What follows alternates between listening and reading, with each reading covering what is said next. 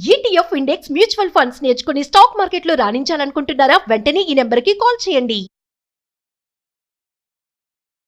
Hello నమస్తే, welcome to Suman TV. ప్రస్తుతం మనతో పాటు law of attraction and ho'oponopono trainer Harika గారు ఉన్నారు. వీతో ఈ రోజు కొన్ని విషయాలు మాట్లాడదాం.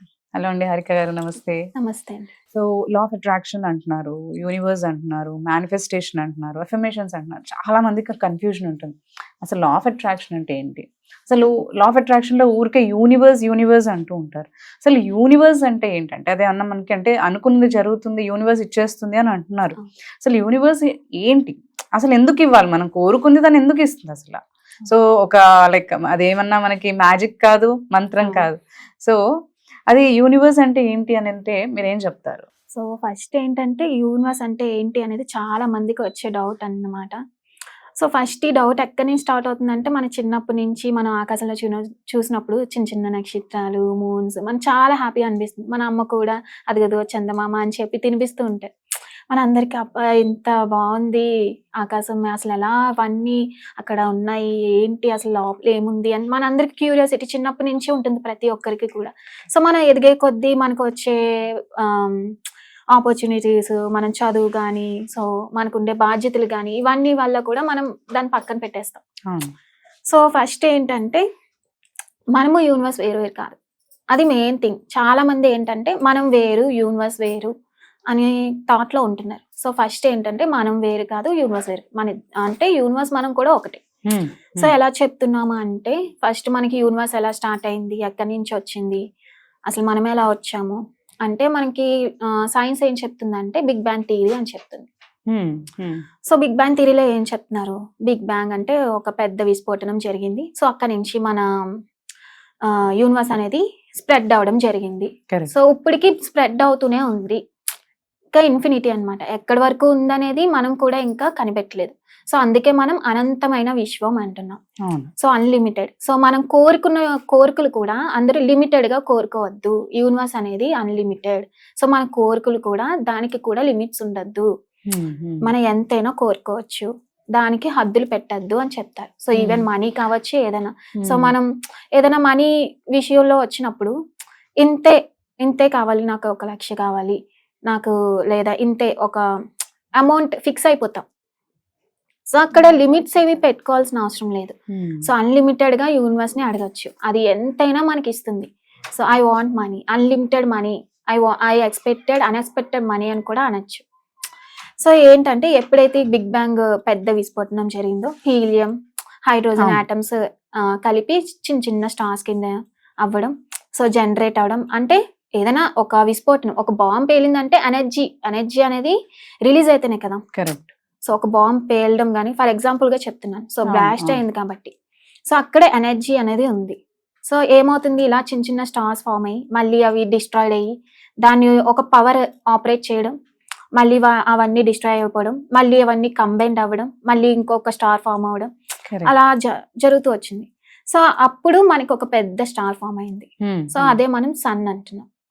సో సన్ లో ఉండే గ్రావిటేషన్ వల్ల చుట్టూ ఉన్న చిన్న చిన్న స్టార్స్ అన్ని దాని చుట్టూ తిరగడం స్టార్ట్ అయ్యాయి. సో అవన్నీ మళ్ళీ ఢీకొని ఒక గ్లోబ్ లాగా, సో అలా ప్లానెట్స్ అనేవి మనకు రావడం, ఇదంతా అందరికీ తెలిసిన విషయమే. ఇదంతా మన యూనివర్స్ నుంచే వచ్చాం మనం కూడా. సో ఈ బిగ్ బ్యాంగ్ థియరీలో ఇవేంటి అంటే చెప్తున్నారంటే మన ఎర్త్ లోంచి మనం ఎలా అయితే వచ్చామో, సో ఇదంతా యూనివర్స్ లోనే ఉంటుంది. సో ఏంటంటే అందరూ ఏం చెప్తారంటే మనకి నార్మల్ గా పిండే బ్రహ్మాండే అంటారు. సో మళ్ళీ ఏముందో యూనివర్స్ లో అదే ఉంది అంటారు. సో పెద్దలు మనకి అలా అనడం జరుగుతుంది.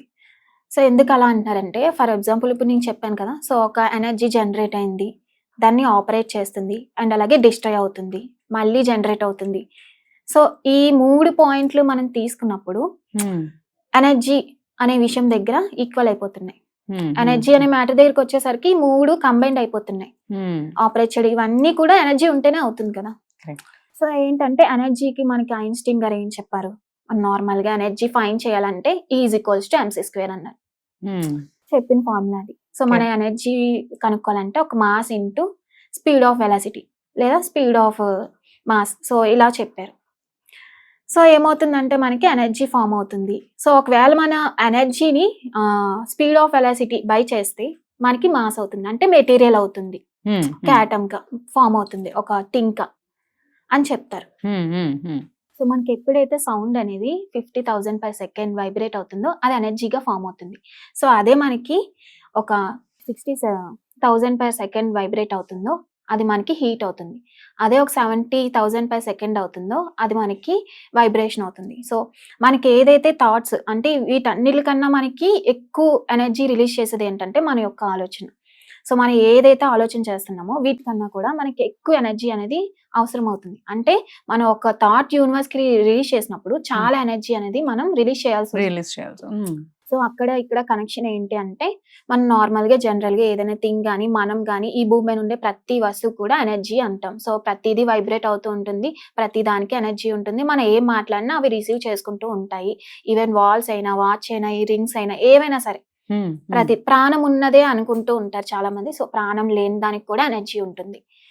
సో ఏంటంటే ఇక్కడ మనలో ఏంటంటే ఆటమ్స్, న్యూరాన్, ప్రోటాన్, ఎలక్ట్రాన్స్ అనేవి ఉంటాయి. సో అవి వాటి పరిధి నుంచి బయటికి రాకుండా మ్యాగ్నెటిక్ ఎనర్జీ అనేది ఉంటుంది అని అందరికీ తెలుసు. సో మనలో ఏదైతే ఉందో సో యూనివర్స్ లో చూస్తే సేమ్ అది కూడా ఆటమ్స్. సో వాటి పరిధిని అవి దాటకుండా ఒక ఎనర్జీ ఫీల్డ్ లో తిరుగుతూ ఉంటాయి. సో ఇక్కడ మనం అబ్జర్వ్ చేస్తే మనలో ఏది ఉందో యూనివర్స్ లో కూడా అదే ఉంది. సో చాలా మంది ఏంటంటే మనం వేరు, యూనివర్స్ వేరు అనుకుంటుంటారు. సో ఇక్కడ ఏంటంటే మనలో ఏది ఉందో యూనివర్స్ లో అదే ఉంది. సో మనం ఎప్పుడైతే ఒక కోరికను మనకి ఇది కావాలి అని మనం అనుకుంటూ ఉంటామో సో ఆ ఎనర్జీ ఏమవుతుందంటే ఏదో ఒక సోర్స్ కి, ఈ యూనివర్స్ లో ఉండే ఏదో ఒక సోర్స్ కి కనెక్ట్ అయ్యి సో అది మేనిఫెస్టేషన్ జరుగుతుంది. సైన్స్ యూనివర్స్ అంటున్నారు మీరు. ఎస్.